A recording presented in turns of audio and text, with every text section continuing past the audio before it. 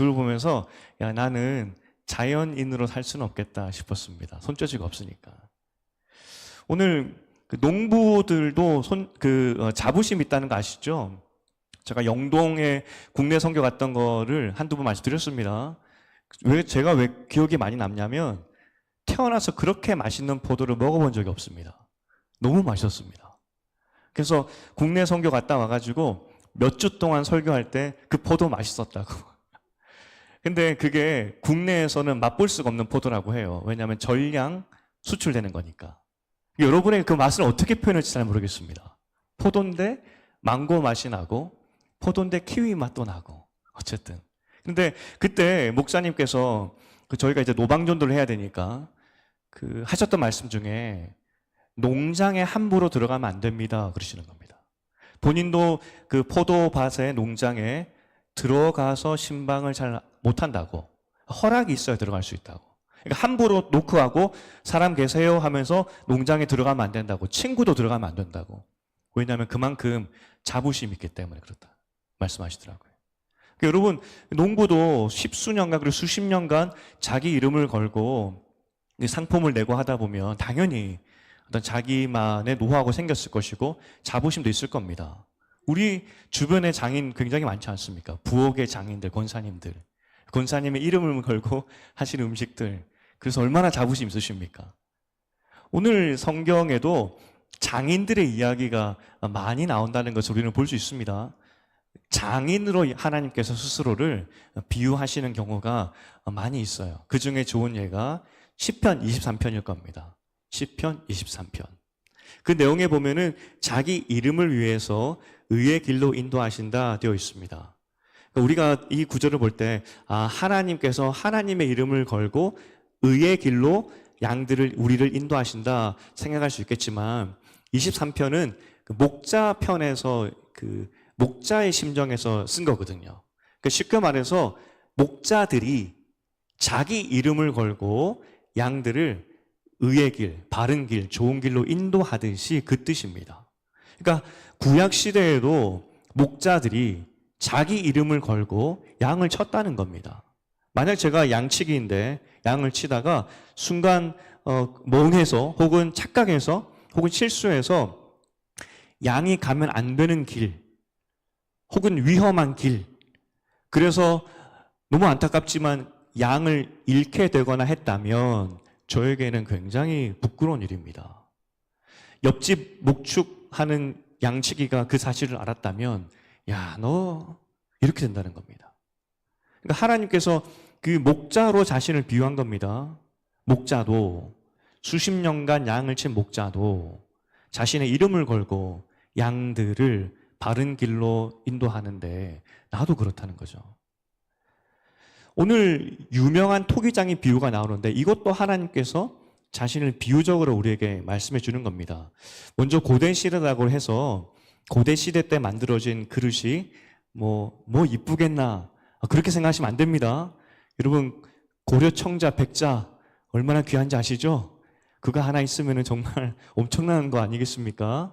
왜 사람들이 예전에 만들었던 그 청자와 백자를 이렇게 높은 가격에 지금도 사려고 구입하고 값어치를 매기겠습니까? 잘 만들었으니까 그렇다는 겁니다. 지금도 그런 모양으로 그리고 그렇게 유약을 바르고 아름다운 문양을 새기는 것이 어렵다는 겁니다. 예전에 고려 시대에도 그렇게 했지만 그 구약 시대도 마찬가지겠죠. 이 토기장이가 자신의 이름을 걸고 그렇게 그릇들을 만들어냈다는 겁니다. 빚어냈다는 거죠. 특출난 달란트가 있었을 것이고, 그리고 수십 년 그렇게 그릇을 구워내면서 자신만의 노하우도 있었을 겁니다. 우리 눈에는 대충 만든 것 같지만 절대 그렇지 않다는 겁니다. 오늘 이 특출한 자기만의 비법을 가지고 장인 정신으로 그릇을 구워내는 토기장이가 한 명 살았습니다. 그런데 오늘 말씀에 보면 하나님께서 그 장인 정신을 가지고 그릇을 만들어내는 그 토기장이에게 가라라고 예레미야에게 말씀하십니다. 가면 내가 말해주겠다고. 예레미야 입장에서는 왜 보내시지 했을 겁니다. 왜 토기장에게 보내셨지? 아니, 직접 말씀하시면 되지. 토기장이가 뭐 어떤 메시지를 직접 전해주는 것일까? 아니면 거기 가면 하나님께서 나를 위해서 뭐 그릇을 주시나? 뭐 그런 생각을 할 수도 있었겠죠. 하나님께서 보내셨기 때문에 예레미야는 토기장이에게 갑니다. 그리고 그가 하는 일을 유심히 살펴봅니다. 그 평생을 그릇을 만들었을 것인데, 그럼 여러분 혹시 TV나 이렇게 도자기를 굽는 사람들을 보신 적 있는지 모르겠지만, 그가 힘을 다해서 그릇을 만들어낼 때 평생을 했기 때문에 이 팔뚝도 얼마나 두꺼웠겠습니까? 그죠? 그리고 온몸은 흙을 뒤집어 썼지만, 하지만 그럼에도 집중하여서 흙을 다루는 그 눈빛도 보았을 겁니다. 하지만 손과 눈은 그렇게 집중하여서 아주 미세하게 움직이고 있는데 그 밑에 발은 어떻습니까? 그 자동 기계가 아니잖아요. 열심히 발로 물레를 돌리고 있을 겁니다. 열심히 빨리 돌려야 이게 빨리 돌아가서 이쁜 그릇이 나오기 때문에 눈과 손은 거의 움직이지 않는 것처럼 멈춰져 있다 싶은 그런 느낌이 들지만 밑에 발은 정말 열심히 그걸 돌리고 있었을 겁니다. 이게 토기장이의 모습이었습니다. 그의 발은 수십 년 물레질을 했었기 때문에 두껍고 험악한 발이겠죠. 이렇게 유심히 보고 있었습니다. 그런데 그때 불량이 발생합니다.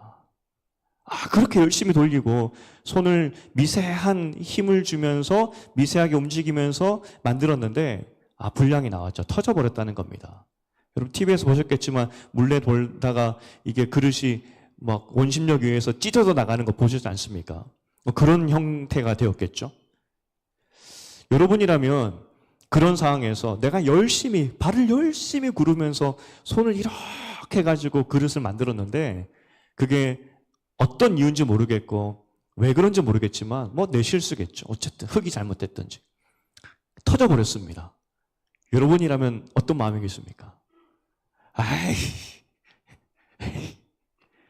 뭐 이런 생각이 들 수도 있겠고 왜 또 이렇게 뭐 흙 탓할 수도 있겠고 자신 탓할 수도 있겠고 여러 가지 생각이 들 수 있겠죠. 그런데 이 토기장이는 아무 말 없이 그 찢어진 흙을 다시 모아다가 다시 모아서 다시 돌리더니 이렇게 그릇을 만들더라는 겁니다. 아무 말 없이. 여기서 중요한 존재는 노련한 흙이 비록 흙이 찢어졌지만 이 흙은 노련한 장인의 손에 여전히 있었다는 겁니다. 장인의 손에 그 흙이 여전히 있었다.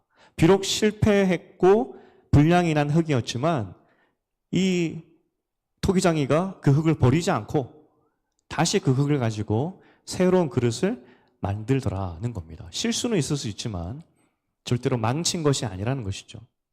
홧김에 흙을 집어 던지고 버려버릴 수도 있었겠지만 그러지 않았다는 겁니다. 그 흙을 다시 가지고 너무나 자연스럽게 새롭게 만들더라는 것이죠. 하나님께서 이 장면을 보셨을 때 이제 말씀하시기 시작하셨습니다.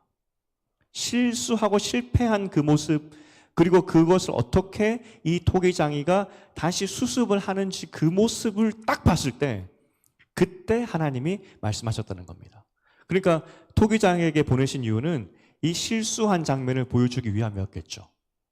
하나님이 잘 보라고 흙이 터졌을 때 말합니다. 어떻게 말씀하시느냐?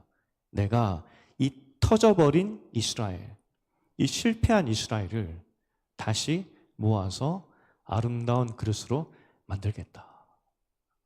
토기장이도 자기 이름 걸고 실수했을 때 다시 그 흙을 모아서 아름다운 그릇으로 아무 말 없이 만들어내듯이 나도 그렇게 하겠다는 겁니다.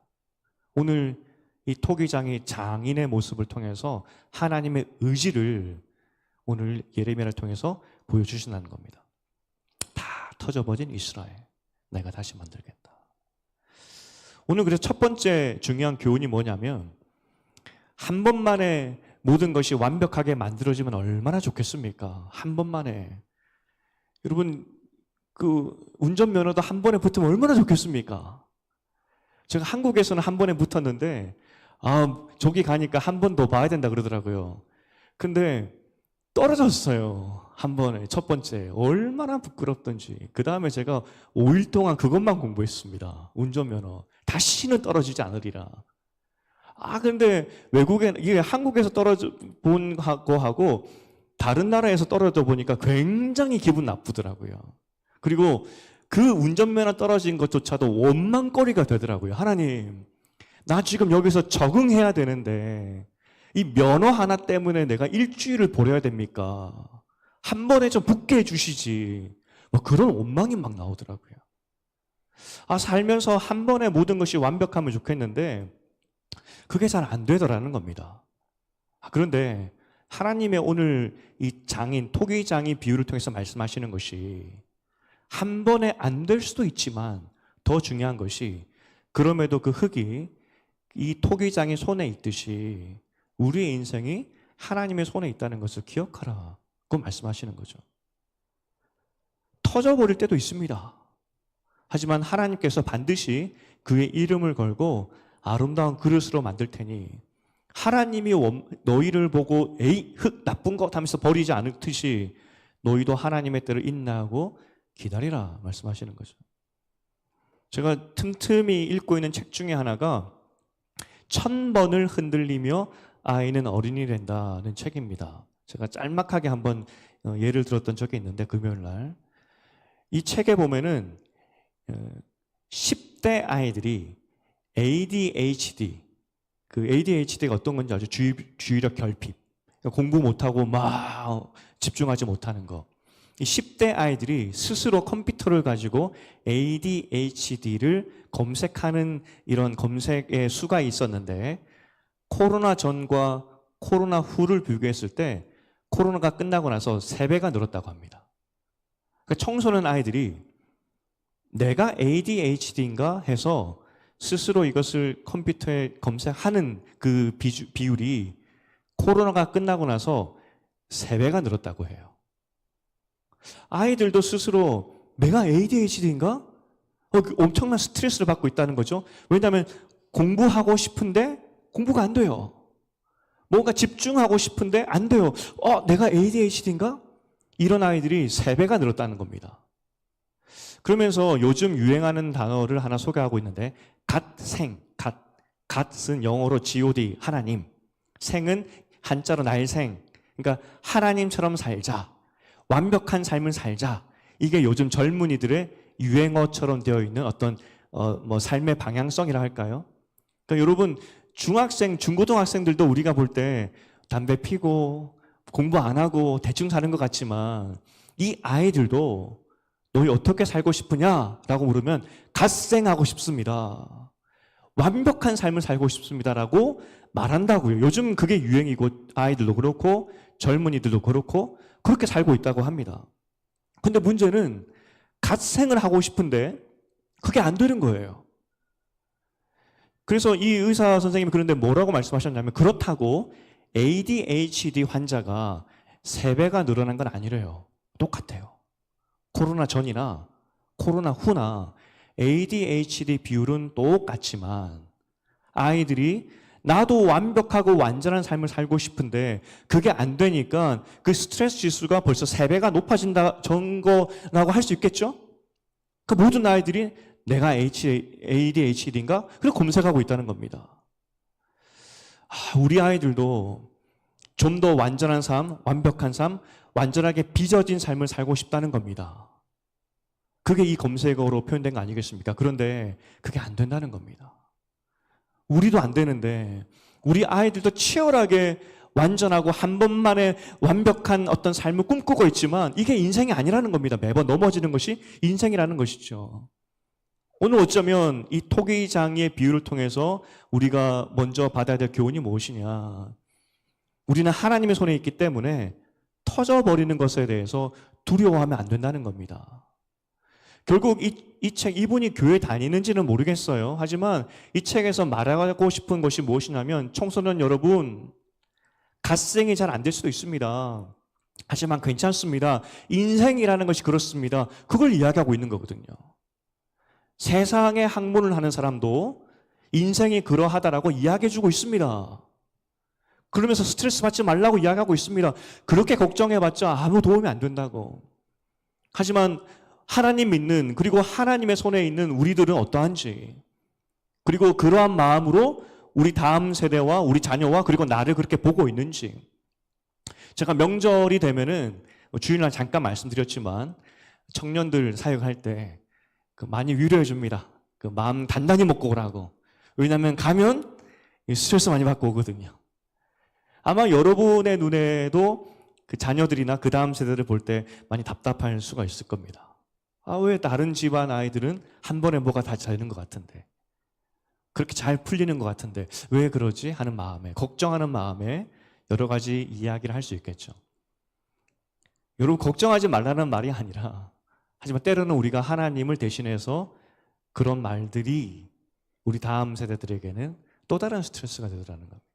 우리가 오늘 이 토기장의 비유를 보면서 기억해야 될 것이, 나도 그렇고 우리 자녀도 그렇고 우리 다음 세대, 우리 모든 식구들, 우리 가족들은 각자가 하나님 손에 있는 겁니다. 하나님께서 예쁘게 빚어가고 있죠. 그런데 우리가 옆에서 하나님 훈수하는 겁니다. 하나님, 이거 이렇게 하시면 안 됩니다. 하나님, 좀 더 두껍게, 여긴 좀 더 얇게, 좀 더 크게 하셔야지. 기왕 만드는 거 크게 만드셔야지. 근데 하나님께서 말씀하십니다. 내가 만든다. 걱정하지 말아요. 터져버렸을 때 우리는 복장 터져합니다. 하나님, 이거 터졌습니다. 하나님 말씀하십니다. 내가 다시 만든다고. 걱정하지 말라고. 걱정하지 마라. 내일은 걸고. 그래서 우리가 특별히 명절을 보낼 때 어떤 마음으로 어떤 시간을 보내는지 모르겠지만 축복하는 마음이 있었으면 좋겠습니다. 하나님의 손에 너의 인생이 있다고. 그리고 나는 너를 응원한다고. 그게 바른 신앙인의 말들 아니겠습니까? 표현들 아니겠습니까? 성경 인물들을 봐도 처음부터 잘했던 사람은 아무도 없습니다. 아브라함을 봐도 그렇고, 그 사람들이 어떻게 믿음의 모범이 될 수 있겠습니까? 하지만 성경은 그들의 인생을 통해서 우리에게 보여주고 싶은 것이 있습니다. 하나님이 만드셨다. 하나님이. 오늘 우리가 그래서 기억하고 또 마음 가운데 잃지 않아야 하는 믿음의 내용은, 깨어진 것 같은 인생도 하나님의 손에 있다는 겁니다. 하나님의 손에 있으니 하나님이 괜찮다 하시기에 우리는 괜찮은 겁니다. 그러니 천천히 성장하는 것이고, 하나님께서 그렇게 우리 천천히 빚어가실 때 하나님 보시기에도 아름답고 사람들 보기에도 아름다운 사람들로 빚어진다. 이 믿음이 여러분에게 위로가 되기를, 또한 이것이 여러분의 믿음의 근거가 되기를 주님의 이름으로 축복드립니다. 오늘 중고등부 아이들이 수련회 갔습니다. 오늘 여기서 기도하고 보냈는데, 여기에는 이제 기존 고학년 아이들, 이제 중고등부에 있었던 아이들, 여기에 보니까 10명은 훨씬 넘었던 것 같아요. 이제 중1들, 막 올라가는 1들. 야, 답답하더라고요. 이거 어떻게 하나. 하나님께서 이 아이들의 인생, 우리 아이들, 지금 수련회 가 있는데 그 아이들의 인생을 천천히 빚어가실 겁니다. 우리 아이들도 갓생하려고 애쓰고 있습니다. 그런데 그런 아이들에게 우리가 우리 걱정으로 한 스푼 더한 들 어떻게 바랄 수 있겠습니까? 그 아이들이 믿음 잘 가져서, 하나님, 이 땅에 내가 갓생할 수 있을까요? 이렇게 걱정하던 아이들이 하나님 나를 빚어주시옵소서, 그렇게 기도한 아이들로 바뀌기를 같이 기도하는 오늘 되었으면 좋겠습니다. 네, 감사합니다. 우리가 두 번째로 오늘 볼 것이, 그런데 토기장이 비유하면 꼭 따라오는 구절 혹은 기억나는 구절들이 있을 것 같아요. 로마서 9장 20절, 21절인데 우리 두 구절을 함께 읽어보겠습니다. 시작. 이 사람아, 네가 누구이기에 감히 하나님께 반문하느냐? 지음을 받은 물건이 지은 자에게 어찌 나를 이같이 만들었느냐 말하겠느냐? 토기장이가 진흙 한 덩어리로 하나는 귀 쓸 것을, 하나는 천이 쓸 것을 만들 권한이 없느냐? 사실 이게 맞는 말인데 굉장히 기분 나쁩니다. 하나님이 그릇을 만들었다고 하는데, 누구는 귀 쓰신다, 금그릇, 누구는 천이 쓰신다, 요강, 혹은 개밥그릇. 이게 스트레스죠. 기왕이면 다 귀한 그릇이야 라고 말씀하시면 좋겠는데, 누구는 금그릇, 누구는 개밥그릇. 엄청난 이게 혹시 나는 그래서 개밥 그릇이 아닐까 생각이 들기도 하고 그런 생각이 들죠. 그런데 오늘 로마서 9장 이 자체가 어떤 배경이냐면 바울이 유대인을 질책하면서 했던 말씀입니다. 유대인들이 뭐라고 말했냐면 우리만 구원받았어 이야기를 한 겁니다. 우리만 귀한 그릇이다. 우리만 하나님께 선택받은 사람들이다. 이방인 출신은 아무리 봐도 아니야 라고 이야기를 하고 있을 때 바울이 그때 이 구절을 이야기하는 겁니다. 바울이 이야기하고 싶은 것이 무엇이냐면 너희만 구원받았다는 생각을 버리라는 겁니다. 다른 말로 하면 사람은 굉장히 이기적입니다. 나만 잘 되면 되고 우리 민족만 잘 되면 되고 우리 가정만 잘 되면 되고 굉장히 이기적이죠. 유대인들이 그렇게 살았다는 겁니다. 우리만 선택받은 사람이고 이 선택받은 사람에게 예수 그리스도의 은혜가 왔는데 이것이 다른 민족에게 넘어가는 것은 용납할 수가 없다는 거죠. 그게 유대인들의 이기심이었습니다. 나만 잘 되면 좋겠다. 바울이 지금 유대인을 향하여서 자꾸 자기들만 귀하게 지음받은 그릇이라고 주장을 하니까 그거 아니라고. 너희만 좋은 그릇이라고 생각하면 안 된다고. 특별하다고 생각하면 안 된다고. 하나님께서 다양하게 다 만드셨는데 너희만 금그릇이라고 생각하면 안 된다고 말하면서 이제 10장에 넘어와서 뭐라고 이야기하냐면 10장 1절부터 3절을 읽어보겠습니다. 시작. 형제들아 내 마음에 원하는 바와 하나님께 구하는 바는 이스라엘을 위함이니 곧 그들로 구원을 받게 함이라. 내가 증언하노니 그들이 하나님께 열심히 있으나 올바른 지식을 따를 것이 아니니라. 하나님의 의를 모르고 자기 의를 세우려고 힘써 하나님의 의에 복종하지 아니하였느니라. 여러분 이 10장에 넘어가서 이 바울의 불타는 마음을 여러분 느끼셔야 됩니다. 어떻게 너희만 사랑받으려 하느냐? 하나님은 모두를 사랑하신다. 만약 너희만 하나님 사랑을 받는 사람이라고 한다면 너희 스스로 너희를 의롭다 만드는 것이고 그것은 교만한 마음이고 하나님의 뜻을 거스르는 것이다 라고 이야기를 합니다. 지금 오늘 바울이 말하는 토기장이의 비유는 모든 인생이 하나님의 손에 있고 심지어 개밥 그릇이라 할지라도 하나님의 눈에는 귀하다는 겁니다.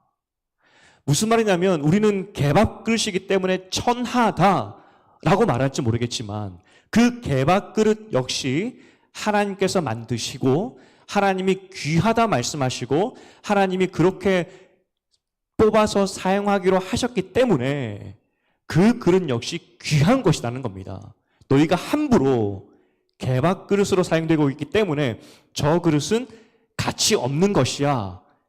교만한 것이고 하나님을 잘 몰라서 하는 말이야 라고 이야기하는 겁니다. 만약 우리도 똑같이 생각할 수 있겠죠. 우리가 가진 것 혹은 어떤 능력치로 사람을 나눌 수가 있습니다. 하나님께서 저 사람을 귀하게 쓰기 위해서 금그릇을 만드시기 위해서 지혜 주시고 똑똑하게 만드시고 사회적으로 높이 세우셨구나 라고 생각하기 쉽습니다. 우리가 사실 기도할 때 우리 자녀들이나 또 가족들을 위해서 기도할 때 귀하게 쓰게 해주시옵소서 라고 이야기하죠. 그 귀하게 쓰이는 것이 어떤 의미입니까? 높은 자리에 올라가고 승진하여서 그래서 결정권이 있는 사람이 되게 하여 주시옵소서 그런 마음 아니겠습니까? 그래야 귀하게 쓰인다라고 생각을 합니다. 근데 하나님께서 말씀하십니다. 그 사람도 귀하고 그 회사의 말단 직원도 귀하고 너희가 만약에 말단 직원은 덜 귀하다 생각하는 순간 너희는 교만한 거야. 하나님을 잘 알지 못하는 거야. 라고 바울이 지금 지적해주고 있는 것입니다. 죄송하지만 거지 나사로도 그는 평생 거지로 살았습니다. 그러면 그 인생은 버림받은 인생일까요? 아닙니다. 그 인생 역시 우리는 잘 알지 못하지만 하나님께서 귀하게 창조하셔서 이 땅 가운데 나게 하시고 그렇게 살도록 하나님께서 섭리하셨다는 겁니다. 우리 눈에는 개밥그릇 같은 인생일지 모르겠지만 그래서 우리가 함부로 그 사람을 판단하는 순간 우리는 하나님을 오해한 겁니다. 유대인들처럼. 오늘 우리가 기억할 것은 하나님의 진열장, 하나님의 그 접시 진열장이라 해야 될까요? 여러분 예전에 우리 권사님들 댁에 가시면은 그릇 진열해 놓으셨죠, 그죠? 저희 집에도 있었습니다. 뭐가 대단하다고 제 눈에는. 근데 그렇게 그릇을 진열해 놓으셨어요. 거기 들어가야 좋은 그릇입니다. 하나님께서 말씀하십니다. 너희 모두는 이미 나의 거룩한 진열장에 이미 들어가 있다라고. 거기에 들어가 있는 것 자체가 영광이고 귀한 그릇이라는 의미인데 함부로 개밥 그릇을 썼다고 그 사람을 무시한다? 가치 없다 말하는 것, 그건 교만이다 이야기하는 것이죠. 나만 귀한 그릇 되고 싶습니다. 이것은 교만이고 하나님을 오해한 것이다. 이것이 바울의 지적이라는 겁니다. 저의 30대는 여러분 못 보셨죠, 그죠? 저의 30대 그때는 머리도 더 많았습니다. 오늘 내렸는데 머리가 자꾸 해서 더 많았고요. 좀 더 피부가 좀 더 좋았습니다. 못 보셨죠? 장난 아니었는데 저 30대. 안타깝습니다. 그걸 모르시기 때문에. 40대도 괜찮았습니다. 강남교회 있을 때. 그때도 괜찮았습니다. 밤을 새도 뭐 체력적으로 문제가 없었고. 근데 죄송하지만 이제 40 넘어가고 거의 이제 40대 끝자락에 있기 때문에 이제는 체력적인 한계도 느껴지게 되고 이게 선배들이 말씀하셨던 그런 거구나 싶습니다. 제가 추석 전에, 설 전에 90 넘으신 우리 권사님 한 분을, 은퇴하신 분을 병원에 신방을 갔습니다. 누워 계셨어요. 그분의 따님 되시는 권사님도 같이 갔어요. 저는 그 권사님, 90 넘으신 권사님의 젊은 시절을 알지 못합니다. 저는 그저 90 넘으신 누워 계신 그 권사님이 제가 아는 그 권사님의 모습입니다. 근데 그 따님 되는 권사님에게는 엄마죠. 그 따님 되는 권사님에게는 여전히 엄마이고 아무리 주름이 깊게 펴 있고 누워 계신다 하더라도 그 따님 되는 권사님에게는 엄마입니다. 제가 절대로 효자는 아닌데 저도 이제 어른들 또 사역을 하다 보면 저희 부모님도 연세가 많이 드시지 않습니까? 70이 넘으셨으니까. 다른 사람이 봤을 때 우리 엄마를 봤을 때 그냥 할머니라고 이야기하겠지만 저는 우리 엄마의 젊은 시절을 알고 있습니다. 얼마나 미인이신지. 제가 엄마를 많이 닮았거든. 장난 아니지 않습니까? 우리 엄마의 젊은 시절을 알고 있습니다. 저는 여러분을 만난 지 이제 3년째가 되었기 때문에 여러분의 젊은 시절, 소위 말해서 리즈 시절을 잘 알지 못합니다. 하지만 여러분들도 훨씬 젊으셨을 때 아름다운 시절이 다 있었겠죠. 제가 무슨 말을 하고 싶으냐.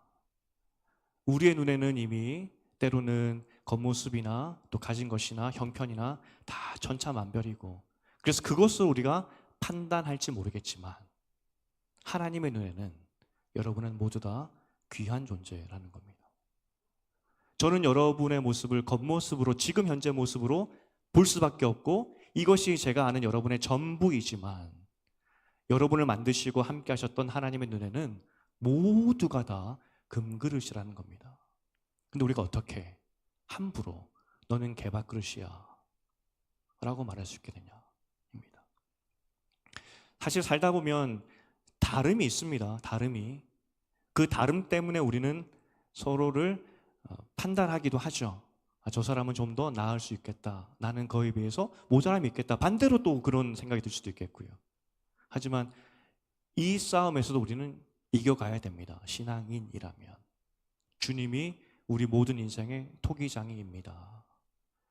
터져버린 내 인생을 하나님께서 아름답게 만드셨듯이 우리 모두의 인생을 하나님께서 지금도 아름답게 만들고 계시기 때문에 우리 모두는 주 안에서 존귀한 사람들입니다. 이 고백이 있어야 된다는 겁니다. 이제 말씀을 맺겠습니다. 간디 아시죠? 인도의 간디. 그 사람도 이런 말을 합니다. 한 사람의 생명은 우주의 모든 부보다 더 가치가 있다. 한 사람의 생명이 천하 만물보다 더 귀하다. 이 성경 말씀이랑 똑같죠. 예수 안 믿은 간디도 세상을 깊이 묵상한 철학자로서, 역사가로서, 정치가로서 생각을 해보니까 사람이 귀하구나 그렇게 이야기하더라는 겁니다. 하물며 하나님을 아는 우리가 이 사람보다 못하면 되겠습니까? 우리는 하나님의 존귀한 하나님께서 만드신 그릇들입니다. 그리고 지금도 하나님이 만들고 가고 계십니다. 지금도 하나님 앞에 서는 날까지 하나님이 우리를 아름답게 만들어 가실 것입니다. 그날 우리 하나님 앞에 서는 날에 금그릇 너무나 아름답게 빚어져서 그리고 하나님 앞에서 아름답게 사용되고 왔구나 칭찬 많이 듣는 여러분 되시고 우리 모두 되시기를 주님의 이름으로 축복드립니다.